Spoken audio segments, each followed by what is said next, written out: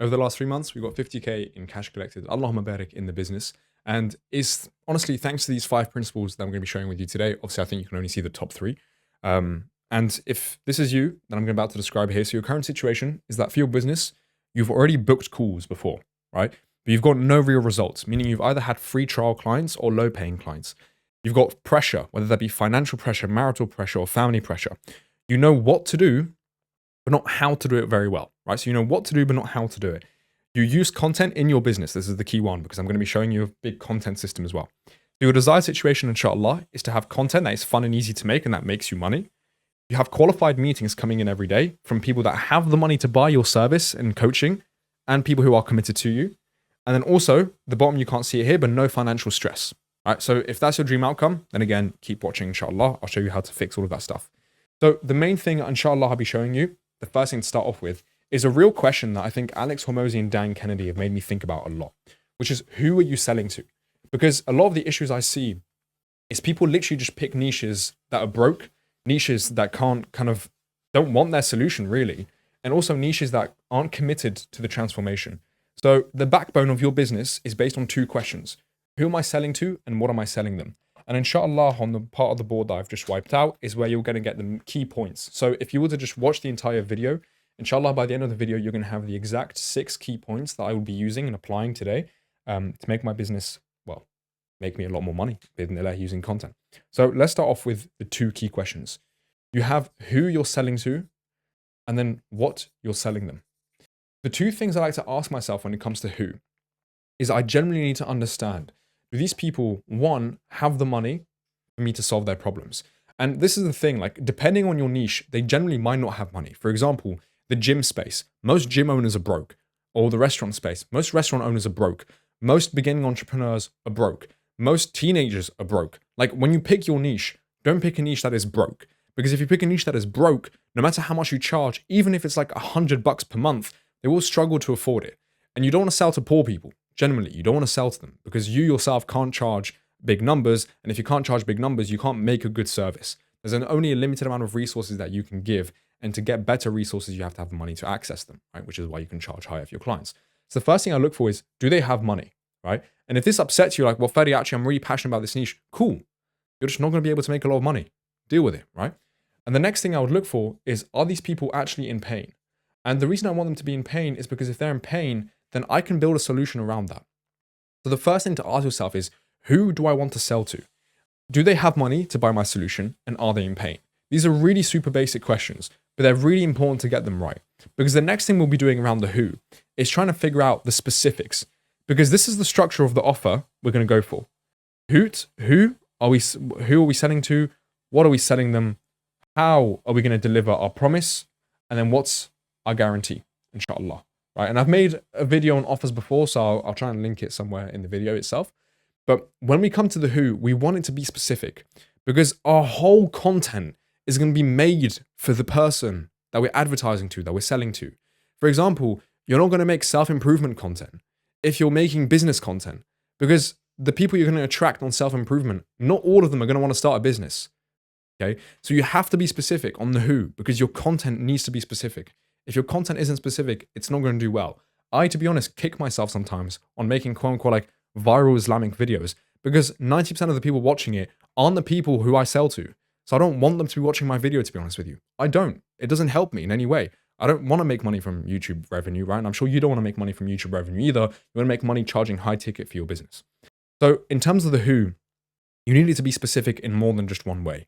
For example, right, if you were to pick, let's say, Muslim entrepreneurs like me, right? You want to be specific on what type of Muslim entrepreneur. So for me, the best Muslim entrepreneur that I'd go for is a Muslim entrepreneur that is committed to having a business. They never want to work a 9 to 5. Right? So I'd probably say a business owner. I also want them to have had 1 to 2 years of experience in business. I preferably want them to be 18 plus. And most importantly, in terms of psychologically, I want them to be a good Muslim and someone who wants to become a better Muslim. So for me, when I make content, I'm making it around this very specific avatar because there's few things that they'll understand when I say business. For example, LTV, right? Lifetime value of a customer. If nobody has ever been in business, they won't know what that means. And 1 to 2 years experience, that might be that they've already tried their business model. They know what outreaching is, for example, but they're stuck on it. So therefore, the videos I make, their problems they face, are going to be very specific. So I want you to literally break down your niche overall. Let's say, so I'll go with like a coaching offer, right? So let's say you work with entrepreneurs, just entrepreneurs in general. Well, what sort of entrepreneurs are they, right? You can go from a fact that, okay, I want them to have money. So what should I say? I'm going to say 6 figures entrepreneurs. These are entrepreneurs that make at least 6 figure a year, right? So they're 6 figures entrepreneurs. Okay, what else is there? Let's just say that they have a service-based business. Okay, so they're service-based business. And I want them to be religious because I'm a religious person, so maybe I want them to be Muslim. So now my niche becomes 6-figure entrepreneurs who have service-based businesses who are Muslim. So when I'm making my content, what am I ticking off? Is this clearly Islamic? Yes. Or does it have Islamic things in it, right? Are they having a service-based business? Am I talking about service-based businesses? Yes, I am. Okay. Are they making 6 figures? Am I the way I'm trying to talk to them and the way I'm attracting them? Are they having 6 figures? Well, this one you can't really control, but you can assume so, right? And therefore, your entrepreneurial niche, you can tick it off and you'll be like, cool, when I make content, I can tick off these boxes. Because now it leads me back to the what, okay? So when it comes to the what in regard to the offer, the really important thing is to understand that what you're offering them is not the how. People always stress, well, Fedi, I don't know what to give them. I don't know what the service should be. Forget about the service for now. Focus on the what. What is their dream outcome? And when you're doing the dream outcome, make sure you're selling a painkiller, okay, and not a slow remedy. For example, if I was to tell you, I'm going to help you get rid of your stress, what can help you get rid of stress? Xanax, Adderall, helps you get rid of stress. Instantly, you swallow the pill, in 50 minutes, you feel the effect. But also, I could prescribe to you 3 months of meditating. Which one is more valuable to you? The one that you get instant results on, or the one that you have to take a very long time? Obviously, the one that you get instant results on. You will pay more for the instant results, even if the long-term meditation is what's actually healthier for you. So what you want to understand is the what, the thing that you're promising, that's the what, right? The offer itself, the thing that you're promising. You want it to be a painkiller. You want it to solve a big problem in their life. If you were, let's say, doing an offer, a coaching offer on the rizq, right? What pain are you solving by helping them increase their rizq? It could be getting them out of poverty, right? It could be getting them out of hardship. Maybe they are wealthy, but they have loads of stress around their money because they gain their money in a haram way, whatever it would be. You want it to be a very specific problem that you solve. So again, going back to this, it's like, what problem do I solve for them? How do I help them solve that problem? And what guarantee can I put in there? So again, the what has to be as specific as possible.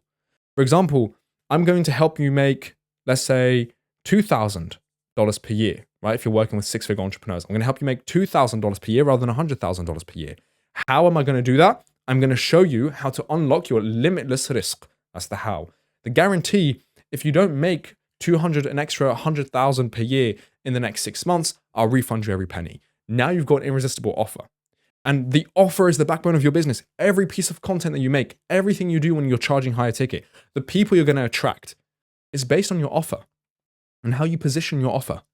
So position it as a painkiller. Position it as something that is trying to fix a very hard problem. Because if you don't do this, you will generally be behind every single one of your competitors. So I'm going to write out the main point here. So I'm going to rub this out very quickly, and I'm going to write out the main point for you on the right-hand side.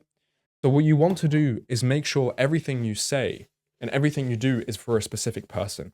And the problem you are solving for them, you want to make it specific. I speak to a lot of brothers who want to do fitness coaching, for example, but they still don't understand that their solution has to be specific. You can't say, I help skinny guys get jacked. Well, what's getting jacked? For some people, getting jacked is gaining like 5 kilograms of muscle. For others, it's gaining 20. So you have to make it measurable. You have to make it specific. I'm going to help, let's say, 6-figure entrepreneurs who don't have the time to work out every single day gain 10 kilograms of muscle in the next 6 months, right? Now you've told them how you're going to do it and you've given them the promise as well. So now it's a lot more specific and actually measurable. Therefore, the offer itself becomes more valuable. So this is something you really have to remember. Okay, actually, let me do it in a different color. Bismillah. Let's do it in red. The who and the what is the backbone of your business. Who you sell to and what you solve for them is the backbone of your business, and it's the backbone of your content, and it's the backbone of how much you're going to charge. It's the backbone of everything. If you pick broke people who have no money, you will find yourself struggling to charge high ticket. You will find yourself struggling to make money. So pick a niche that has money. And secondly, pick a niche that is in pain, because you want to be the person that solves their pain. When you become the person that solves their pain, you make a lot of money, inshallah. Okay, so let's continue down. Now we're going to be looking more specifically into content, right? And this is the key thing I see people making content, especially when they have personal brands or they're thinking of starting a personal brand or they want to make content for their business. All about the who. You're really going to get fed up of me in this video when I keep talking about who, right, Akhi? But just bear with me. Who is the key question for the content? Who am I making the content for? Because each person that you're making content for has a very specific kind of dream. So if we use Alex Hormozi's value equation, right? Value is equal to dream outcome times the perceived likelihood of achievement. And then this perceived likelihood of achievement times the dream outcome is divided by the time delay for them to achieve that thing times the effort and sacrifice. So basically what you want to do is get these as close to zero as possible. If you can get someone instant results like the next day, like Amazon does with next day delivery, and if you can have them put zero effort into actually doing the thing, then if this gets to zero, then it doesn't matter what the dream outcome is or what the likelihood of achievement is, the perceived likelihood of achievement. This is something incredibly valuable because you got this to zero. So technically it's infinite, right? So dream outcome and perceived likelihood of achievement, it's going to be based on the who. For example, as a Muslim, my dream outcome of making money isn't just to become a billionaire by any means possible. It's to do it in an ethical and halal way where I can service the Ummah. So my dream outcome is different than, let's say, Jeff Bezos, okay? The likelihood, my perceived likelihood of achievement is going to be based on the value that you give me in the video, which I'll talk about in a second, the time it takes me and the effort it takes me as well. So here's, in terms of the lens for content that you want to look at. The dream outcome is very much linked to the who that you're trying to sell to. So focus on every single video, getting them closer to their dream outcome. And this is the really cool thing. If you're selling a coaching or service offer, right? What you want to do is give everything away in your videos. Everything away. I mean, inshallah, I hope you can see this from my videos. I try and give away as much information that I know as possible. Because what you're doing is selling implementation, you're not selling information. So if you're selling courses, this is a bit different, right? But I don't really sell courses. Courses that I have are all to help you implement something. They've all included something in terms of implementation, not just random information. So give everything away, like everything away. Because when you sell your done for you offer or your done with you offer, so either your service offer or your coaching offer, this is going to be seen as a lot more valuable because of how much you've given away for free. Because people will pay for you to give them personalized help. People will pay for you to do the service for them. Like, for example, if you own a marketing agency, show all the marketing secrets out there. Just show them everything, whoever your niche is. Show them everything, like real estate owners, like whoever it is, just show them everything. Coaches, consultants. That way, when they see that you're an expert, and they can tell you're an expert because they've either tried the thing that you said was good and it worked for them, they will more likely make you do it because it decreases the effort and sacrifice. They don't have to do the marketing themselves anymore. You can do it for them. And it will also decrease their time delay because now you're the one who can do it for them and therefore get them results quicker, inshallah, right? So give everything away. And every time you make content, I want you to think about what is the dream outcome that I'm going to help them achieve with this piece of content? How can I increase the perceived likelihood of achievement? Meaning, what can I give them in terms of resources, insights, tips that can help them, right? How can I decrease the time that it'll take for them to actually achieve the goal? You can do this via giving them timeless advice, for example, or making it incredibly actionable. How can I decrease the effort and sacrifice? Well, how can I make it easy for them to take action in the first place? Okay, that's the lens I want you to be thinking of. I want you to be thinking in everything when it comes to the content in terms of the value equation. But different people find different things valuable, which is why it comes back to the question of who. You have to be specific on who you are targeting. I cannot stress this enough. Most of your business problems are going to come from the fact that you don't know who you're selling to. You don't know them. You don't know them. But also, you don't actually know what you're selling in the first place. So be clear on who you're selling to because your videos are going to follow that, inshallah. So continuing with the whole video thing, let me quickly write it down in red, right? When it comes to your videos, focus on value per second. So not seconds of value, but value per second.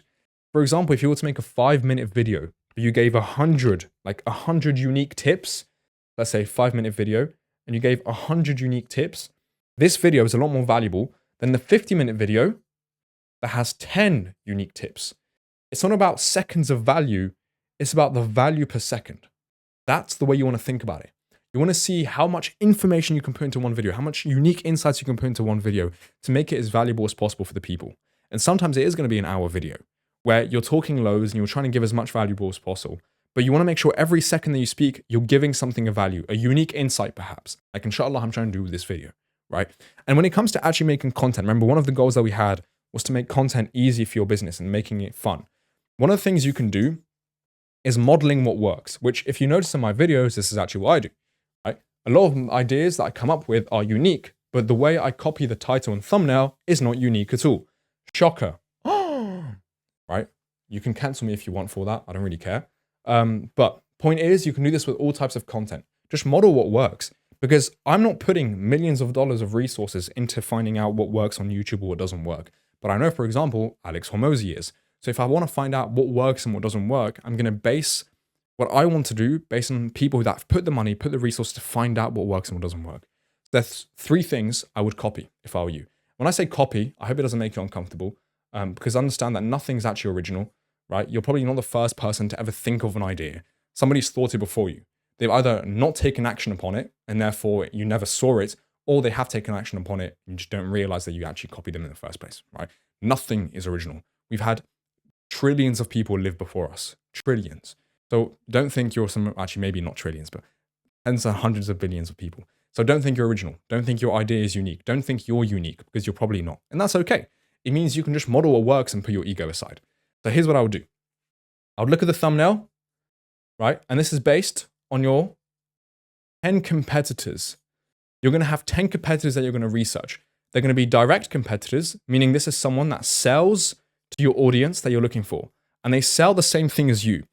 Or indirect competitors. And indirect competitors are competitors that have your audience, but they probably don't sell them, okay? Or they don't sell the same thing as you. So direct competitors is the person that sells the same thing as you and has the same audience. Indirect competitors is the one that has the audience, but probably doesn't sell the same thing. And what you want to do is find 10 of 5 direct competitors, preferably more direct competitors if you can, and then 4 or 5 indirect competitors. That way, when you look at them, you want to find channels that have less than 100,000 subscribers, preferably. And in the last 6 months, you want to see their most viral videos. And the most viral videos, I'd say a video that gets like probably over 10,000 views, right? Because if let's say they have 1,000 subscribers and they got a video that got 10,000 views, it's probably a video that works really well in the algorithm for the specific audience. Therefore, what you want to do is almost copy that video word for word in terms of the thumbnail and title, okay? And that way, it'll probably work for you as well, because they're a small YouTuber. Therefore, they don't have loads of people watching them anyways, which is why I'd stick to people that have less than 100,000 subscribers, because you'll find that their videos, without a backing of an audience, are getting good views because they have something figured out in the algorithm. They know how to make good titles. They know how to make good thumbnails. So that's what I would do if I were you. Title, thumbnail, okay? And look for this specific criteria in your 10 competitors. Spend time doing this, by the way. Like, if I were you, I'd plan 7 days ahead for videos, right? Plan 7 days ahead. Spend like 3 hours or 4 hours a week just trying to find the 10 competitors. And once you find them, you're probably like, you're chilling. And find videos that they have done that have done really well if they fit this criteria. Or find other competitors, right, in the recommended section and stuff that fit this criteria, and just put it in a file, put it in a folder, be like, this is the title, this is the thumbnail. What ideas does it give me? By the way, I never watch the videos. You don't want to watch the videos because you'll end up copying everything and then it becomes unoriginal and it's horrible, right?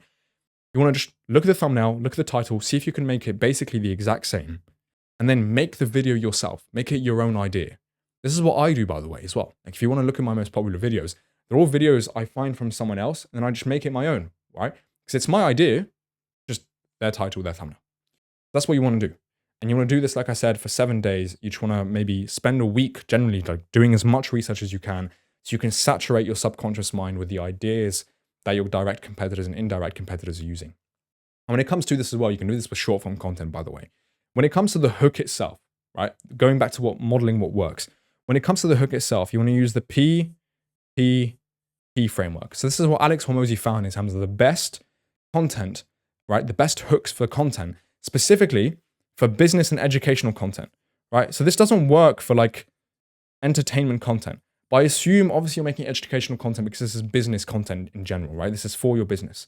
So you have proof, promise, plan, right? That's the 3 Ps. You got proof, promise, plan. What is the proof that I know what I'm talking about? what is the promise of this video and what is the plan that I'm going to help them get to that promise? As I showed you, I told you my proof is I made 50K in the last 3 months with the business, right?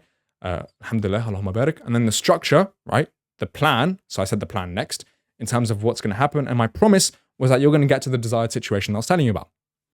Bam. Proof, promise, plan. And I'd spend, honestly, probably 1 hour at the start, 1 hour, then you can start increasing it, right? Because you want to start with 1 hour for every single video, planning the hook, what you're going to say, and creating the thumbnail and title. Luckily, the thumbnail and title, you're just going to copy off someone else. So you don't have to spend that much time. But literally plan the hook, test it out. Do not upload a video unless you spent 1 hour preparing it. And I say that because I want what's best for you in terms of making good videos. This is the really important thing. We'll talk about it later, inshallah, when it comes to patience and sabr, right? But the market is going to judge your videos over a long enough period of time to see what good quality videos you've got. If you've got bad quality videos, they're not going to be too happy. So bear that in mind. So when it comes to modeling what works, you generally just want to follow this entire structure right here in terms of finding ideas, in terms of packaging that work. But in terms of finding your own ideas, think with a value equation. What problem have I solved for myself? What problem can I solve for the people that I want to work with? That's it. That's generally how long I spend. I just spend time thinking about, cool, well, what worked for me that could help my niche? Or what can I do research? Remember, this is going to require some effort, by the way. You are probably going to have to do some research on things you might not fully understand. But think, what problems can I solve for my niche? It goes back to the who, right? What problems can I solve for my niche? And therefore, when I look at that, I'm like, okay, cool. Now I know that this can help them, that can help them, that can't help them because it didn't help me. And therefore, you can develop an idea. Most of the time, you might be thinking, well, Fedi, actually, I want my niche to be old or young me. It's like, no, young you was broke. Just pick a niche you can actually sell to. I generally have to say that out of the bottom of my heart, right? Just pick someone who will actually buy your solution. It doesn't have to be you or young you. Yes, young you have a stronger emotion connection to, but this is business we're talking about, right? You want to start higher ticket. You want to start selling higher ticket. So, okay. Third main point we can make is this. Model off of those ahead. If I was to ask you a question, how could you be the best Muslim possible? Would you reinvent the wheel or would you just profit? Sorry, astaghfirullah al-azim. Or would you just follow the Prophet, sallallahu alaihi wasallam, the most beloved creation of Allah subhanahu wa ta'ala? I assume you'd follow what the Prophet did if you wanted to be the best Muslim you possibly could. So therefore, model what works, right? Model of those that came before you. Model of those that have more money than you, are able to test out more things on YouTube, Instagram, TikTok, whatever social media you're using to currently make content, okay? So now we're going to get about high ticket. So this is going to come down to pricing, how I would price a coaching offer, but also how I'd price a service offer. And if I were you, this is kind of the way I'd go forward with it and kind of look at it this way. So first of all, there's kind of 3 main numbers you want to know and have all the time with your business. Okay, so we're going to start off with sales velocity. So sales velocity is, so total sales times LTV is sales velocity. Sales, I'm going to put VEL. Actually, let's just write it out. There you go. Sales velocity. So next we want to figure out what LTV is. So LTV is price divided by churn. Okay. And then churn, what we want to figure out what churn is equal to basically for every time someone purchases, how many, it's like, let's say 10 people purchased the first month and 9 people stayed in the next month, and you've got 10% churn. So it's how many people from the first month leave in the second month, right? So churn is just how many people leave, okay, a certain percentage. So we're going to figure out how to do pricing just based on maths. I'm going to start off by telling you to just charge high ticket, which means a minimum of $500. Minimum. And this isn't super high ticket, but I'm telling you now, you are not charging $500. Just charge $500.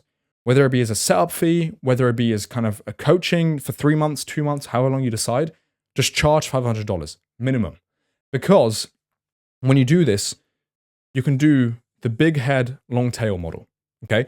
And what the big head, long tail model entails, pun intended, is you charging a big amount at the start. Again, we're going to go the example with 500 for a one-time fee of 500, and then having them on a subscription basis at 1/10 of the price. So $50 per month. So let's say you get a coaching client and you charge them 500 for the next 3 months. Then after the 3 months end and let's say this time you only have one call with them a month, right? Then what you tell them is, look, cool, we can either go back to the 500 for the next 3 months, or I think this would be better for you because you've made amazing progress and I think you're better using my help to continue pushing you and holding you accountable. We can do $50 per month.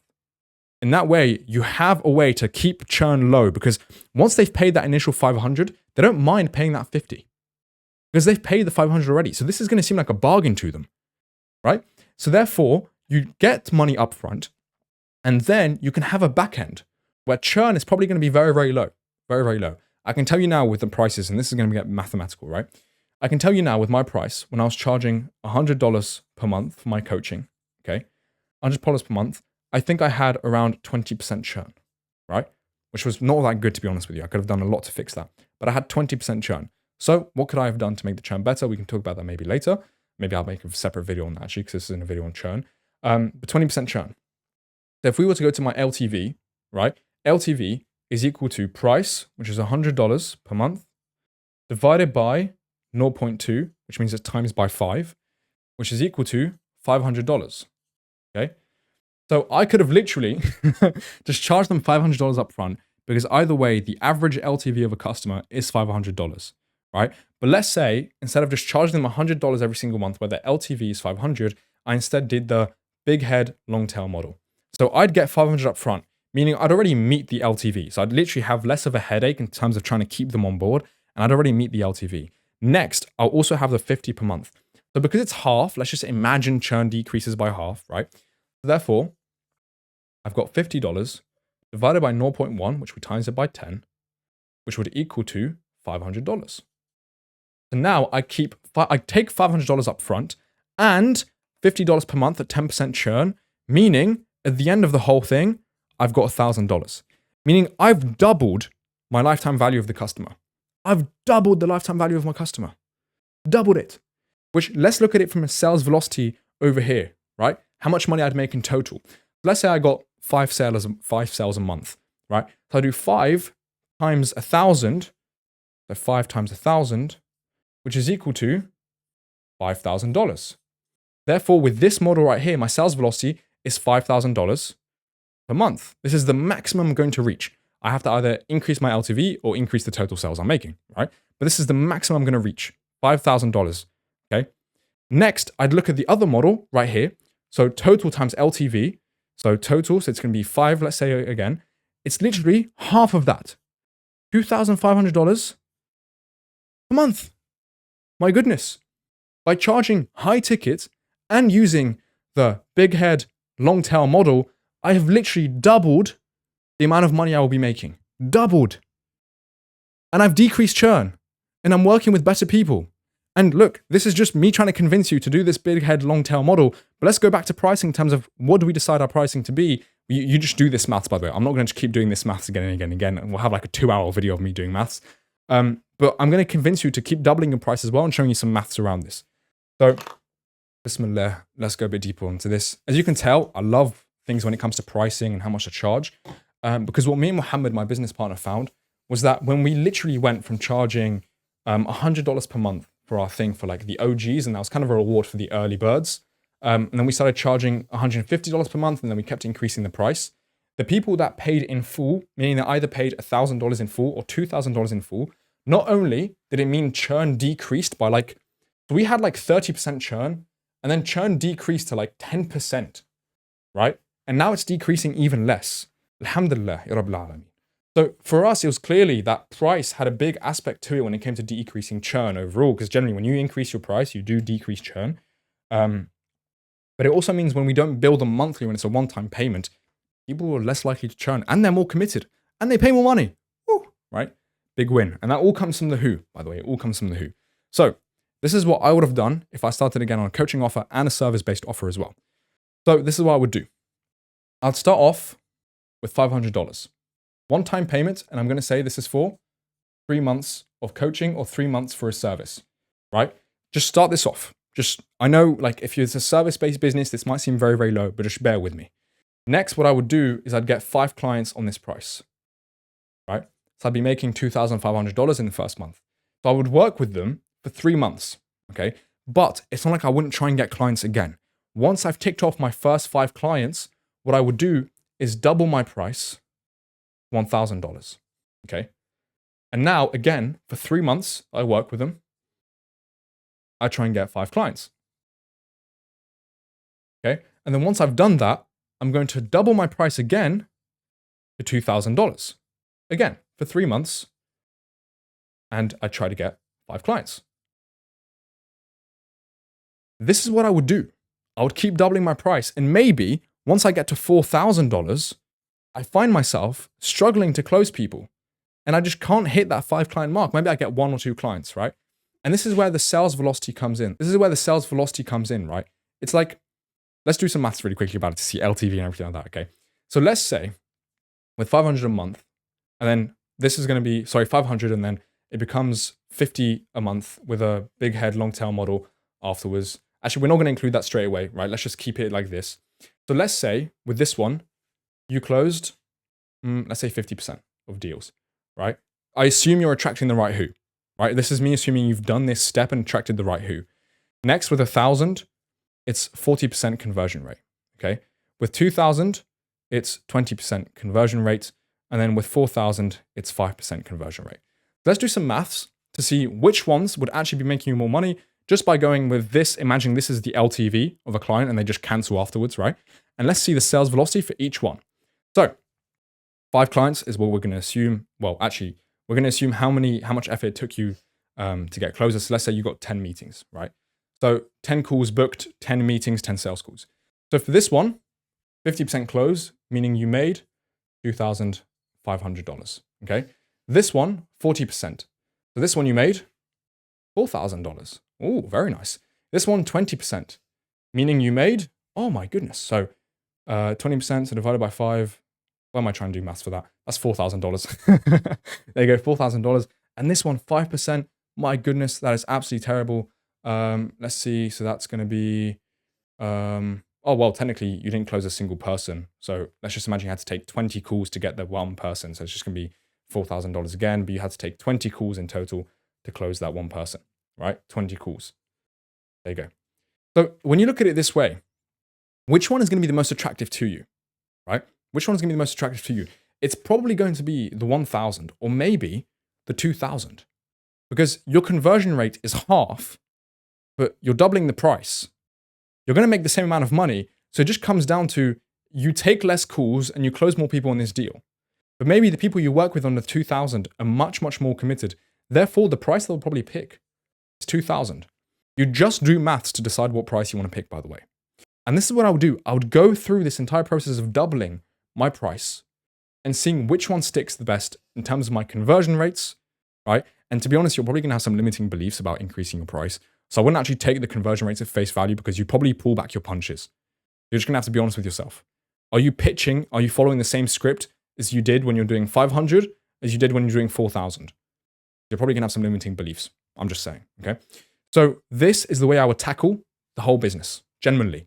And then what I would start doing is actually fractionalizing. So this is what I mean by fractionalizing. Let's say I was doing a done-for-you service, okay? I would have a couple tiers. I would have completely done for you, like whatever my service is, I'd have it completely done for them. And this I would only offer to 5 clients at a time, okay? And for these 5 clients, I would again keep increasing my price until the people I work with are fully committed. And let's say I'm going to start charging $4,000, okay? They're going to be fully committed. We're going to enjoy working with them. By the way, it's not the same 4,000 here. I'm just saying, right? This is separate. We're going to love working with them.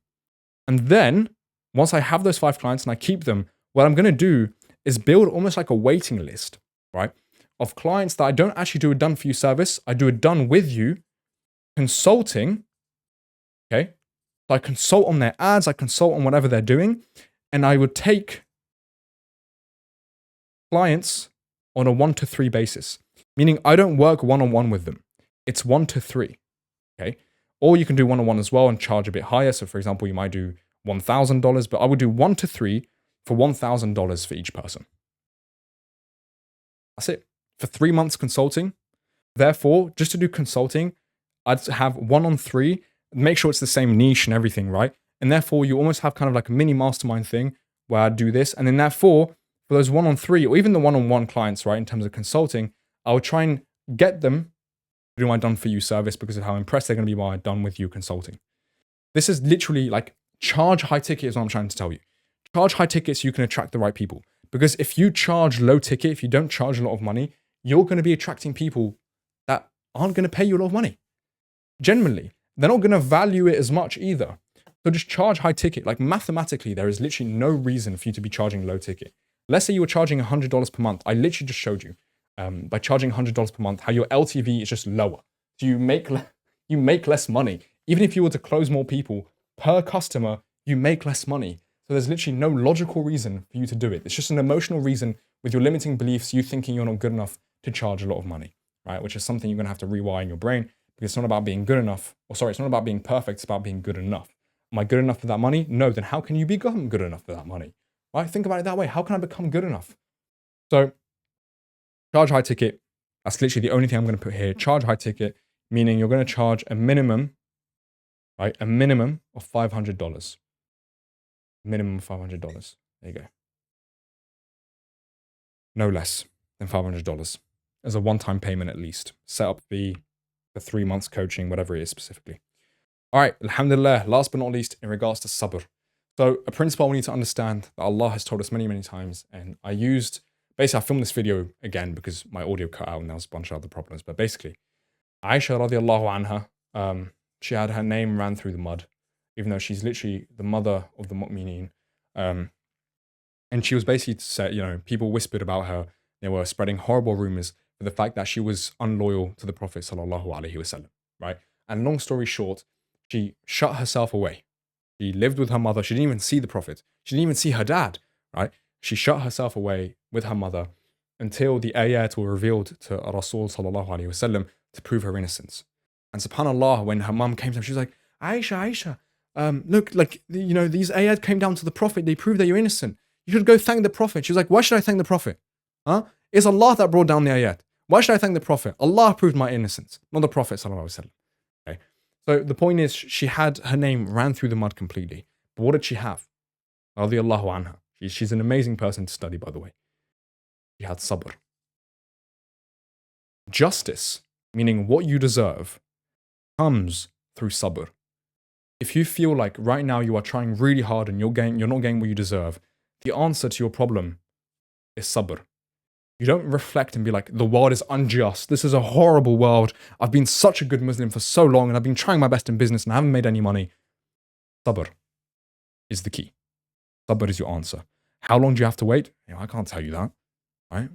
I don't know. This isn't a video about, I can't read signs. I don't know. I don't have a clue. Be patient.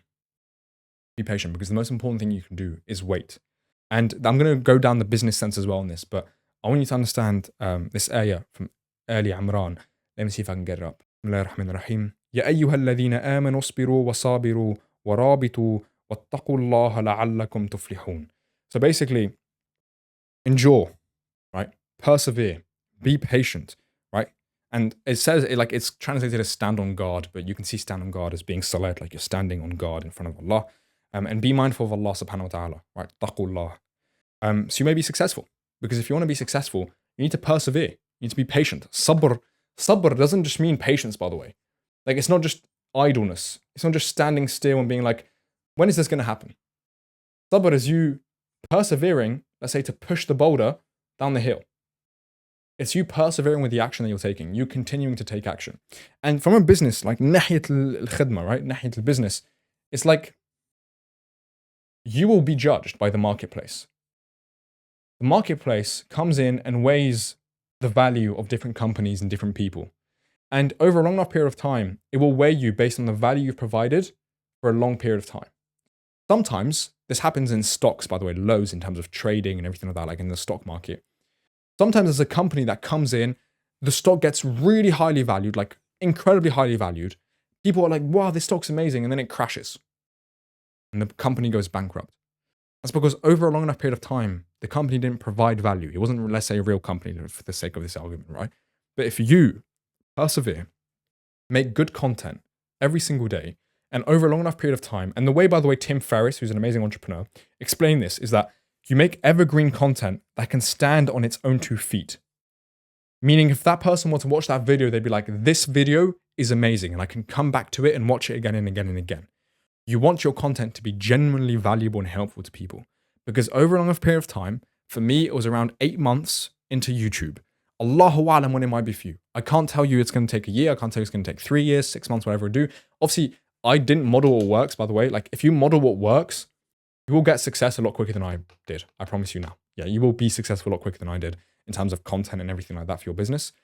But if you make evergreen content, meaning it's always good and it's always valuable and it can stand on its own 2 feet, and I want you to make content, right, with the purpose of helping people forever and not just trying to cash in instantly, right? Not just trying to get quick views or anything like that. I promise you now, over a long enough period of time, Allahu A'lam when, this is where sabr comes in, you will find yourself being shown incredible mercy from Allah subhanahu wa ta'ala that gives it to you in the form of the marketplace being like, hey, that Sufyan guy, that Fedi guy, this guy's been posting amazing videos for the last 3 years. This guy deserves more subs. You'll find that subhanAllah, one of your videos blows up. You'll find that subhanAllah, you have like 100,000 subscribers instantly. And that all comes from the fact that you had sabr, patience, perseverance, right? So generally, I want you to start looking at content as a way to make evergreen benefits for your marketplace based on the who. Again, I cannot stress this enough. This is a very important question. Who? Who are you trying to create value for? Because once you do that, justice gets elicited by sabr. Justice does not happen instantly. If justice were to happen instantly, certain people, not going to mention it because I don't want to get struck by YouTube or be too political, right? But certain people in this world would be dead right now. They would not be alive because of the atrocities they've caused to humanity, because of the atrocities they've caused to our people. But as al-mu'minun, as the Muslims, we have to have sabr. We have to persevere and be patient. Not idly standing by waiting for something to happen. But we have to persevere and be patient. That Allah subhanahu wa ta'ala will punish these people. Hopefully in this dunya and in the akhirah. Just like Dhul Qarnayn, right, in Surah Al-Kahf, he's mentioned to have punished the wrongdoers. He's mentioned to have punished the non-believers. And he's also said, right, that you guys are going to get punished again in the hereafter. So you're going to get punished by me here, and you're going to get punished later on as well. So just remember that, generally, like, Allah is the most just, right? He is the most just. So don't worry, you will get what you deserve. Make sure you're persevering and still taking the action instead of just standing idly by expecting something to happen. So let's add that last point into the board. And I'm going to make one little bonus point, actually, I think, that'll be really useful, right? Market weighs on the long term. The market weighs value on the long term, not just the short term. Okay? Because some people might go viral, they might go viral overnight, but can their business survive for the next 5 years? Maybe not. And I want you to think of your business as something that, inshallah, is going to create so much sadaqah jariyah for the people of the future. It's going to outlive you, inshallah. Hopefully, I'm hoping you want to give your business to your kids and everything like that.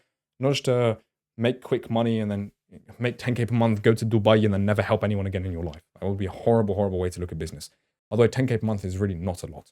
Right? Alhamdulillah, I thought it would be a lot when I made it. It's not a lot. It's not that impressive, to be honest with you. But alhamdulillah, Allahumma barik lil khair, and Allahumma barik lil khair as well. The last point I want to make, actually, in terms of tying this all together, is that when you're making content, when you're kind of building your business, you're building it around the who. So you better be picking the right who. And again, I gave you the criteria of like, they need to be making money, they need to be in pain, but they also need to be people you actually enjoy working with, right? For example, if you hate dentists, okay, don't work with dentists. If you hate Christians, don't work with Christians. And by the way, don't hate them for the hate of hating anybody, but I'm just saying, like, if you don't enjoy working with them, don't work with them. Because the who has to be somebody you are wanting to help and serve, like I said, for the next 70 years, right? I want you to be able to change these people's lives. So that, inshallah, the way you work and the way you do business is around changing people's lives, around changing your who's life. Not just about taking their money, but changing their life. I want you to also really get passionate about who you work with. Genuinely get passionate about it, because you are going to make video, right? Video after video for these people. You're going to make so many videos for these people. You want to make sure it's people that you love, people that you want to work with, people you want to help, an industry you want to change. Just remember that. Because this is a long-term game, not a short-term game. We're going to try and play the infinite game. So that's it. I was going to say, in terms of like content as well, always have a CTA. And I would have either your Calendly, maybe a free school community, or a VSL page, right? So have those things and also have a little CTA at the end, such as, let me get my CTA because I still haven't memorized it. You ready for it? If you're a Muslim entrepreneur or business owner and you want to make 10K per month and above, inshallah, while getting closer to Allah subhanahu wa ta'ala, then feel free to check the link in the description. It's a free school community. You get to speak to me once a week on a live call. You're going to get onboarded by my team, so you get to meet the whole team. We're going to give you some personalized tips, inshallah. And obviously, if you want to make a business that outlives you, you want to make a business that you're committed to, that's going to give you financial freedom and retire your parents, etc., feel free to join, right? Inshallah, I look forward to seeing you in there. In the meantime, remember these 5 points. Who and what are the foundations of your business? Who you're going to solve the problems for and what you're going to sell them in the first place. Focus on building value. And when you're making content, it's about value per second, okay?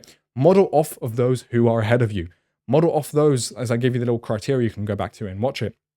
People who have less than 100,000 subscribers, who in the last 6 months had a video that did really well for them. Maybe that's 10K views, 50K views, 100K views, whatever it would be, right? And charge a minimum of $500. Charge a minimum of $500 and then market ways on the long term. Have sabr, because the market will weigh your value on the long term. Don't forget to subscribe, leave a comment if you found the video useful. Inshallah, I'll see you soon. Assalamu alaikum wa rahmatullahi wa barakatuh.